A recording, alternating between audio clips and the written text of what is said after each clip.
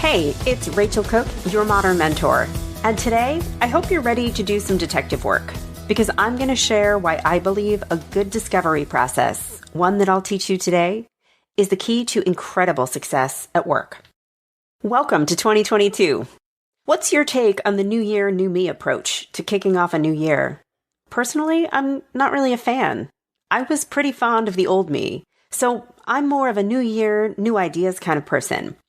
It's admittedly a less compelling bumper sticker, but I think the focus on renewed creativity over renewed humanity is the way to go. If you're on the hunt for a fresh take to approaching your work this year, then I would love to share a beloved secret weapon with you. And that's using a discovery process to define and drive your best work. Discovery is a key phase in any consulting engagement, and yet I think it's one of the most underused and undervalued levers you can pull as an organizational insider. So let's talk today about what discovery is, what makes it so critical, and how you can make it work for you. What is discovery? Albert Einstein is quoted as saying, "If I had an hour to solve a problem, I would spend 55 minutes thinking about the problem and 5 minutes thinking about solutions." In the workplace, we are so enamored of solutions. We love doing, implementing, and delivering. In fact, we love our solutions so much that we often miss out on the magic that Einstein is pointing to. Having clarity around what problem we're actually trying to solve enables us to be much better solvers of problems and deliverers of solutions. The act of getting to this clarity, of spending those 55 minutes of your hour defining the problem, this is what consultants call discovery. It's the phase of an engagement during which our magic is in asking, listening, and probing. Its goals are simply alignment and clarity. So what makes discovery so essential?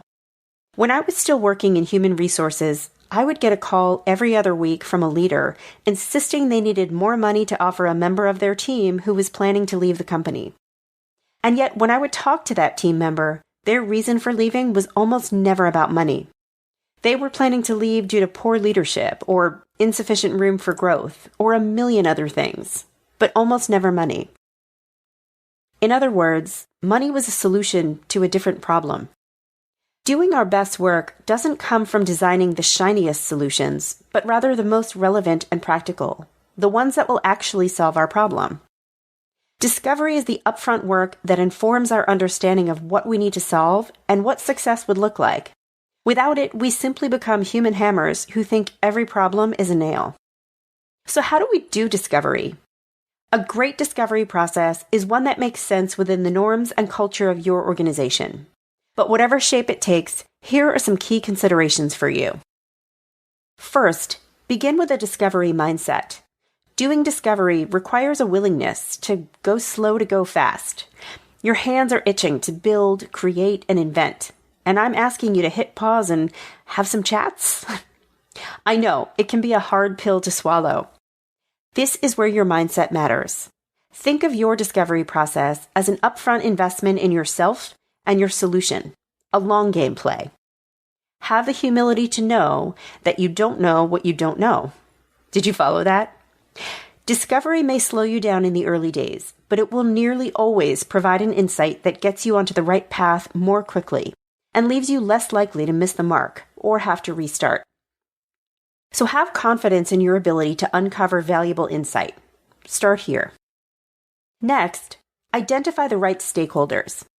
Okay, while discovery may feel like it's slowing you down, there are ways to build in some efficiency. Make sure you're discovering with the right stakeholders, everyone whose voice you need to hear and no one whose voice you don't.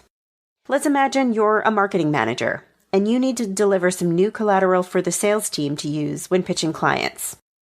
Before you zip into design mode, you may want to do some discovery with a salesperson so you understand their goals and needs.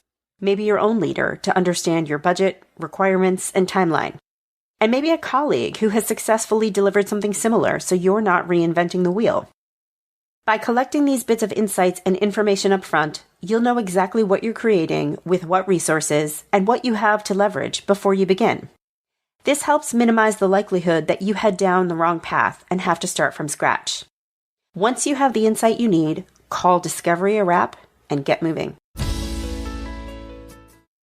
Next, Design a set of key questions. When I work with clients, I design a protocol for conducting interviews or focus groups. Really, it's just a simple guide to ensure I get all of the important questions asked. Be comprehensive upfront and really think about what you might need to know, not just on day one, but even further down the road. I love asking questions about the current state, desired outcome, budget, etc. But I also ask questions like, where have you seen initiatives like this fail or fall flat in the past? What's the most important thing I need to understand to ensure this is a success? And if you could wave a magic wand and have the most essential pain point solved tomorrow, what would that be? These questions push your stakeholders out of the day-to-day mechanics of the work and into a zone of reflection and imagination. I nearly always uncover something with these questions that my typical fact-based ones don't uncover. What are some creative questions that will support your ability to land on magic? And finally, establish your non-negotiables. A great discovery process allows you to be thoughtfully creative, and we want your innovation flag flying high. But a critical part of discovery is understanding your guardrails. If you are still working on that marketing collateral, are you clear on the company's brand guidelines? Does the sales team require that materials be accessible digitally? Is there specific language you have to use or avoid? Your goal here isn't to challenge these boundaries, but simply to understand them so you can work within them. In my business, solid discovery phases have led me to critical insights like, our group president wants to enhance our ability to collaborate, but he does not like the idea of a decision-making matrix. Do not mention this to him. Or the last facilitator who ran a session with our team would call on people without their volunteering, and it really backfired, so I would avoid doing that. Or, we're a really visual team, so any icebreakers or discussions you design should really have us drawing and writing, not just talking. These are all insights I would have missed without a solid discovery process, and they really helped me to shape my engagements into big wins for the clients participating in them. I hope you're ready to tap into your discovery power the next time you're kicking off a project. Your future self will really appreciate your current self for having the patience and wisdom to discover what true success would look like. I hope you enjoyed today's episode. Join me back here next week for another great one. You can follow Modern Mentor on Apple Podcasts, Spotify, or wherever you listen to podcasts. Check out my website at leadabovenoise.com or follow me on the Modern Mentor podcast page on LinkedIn. Thanks again so much for listening, and have a successful week.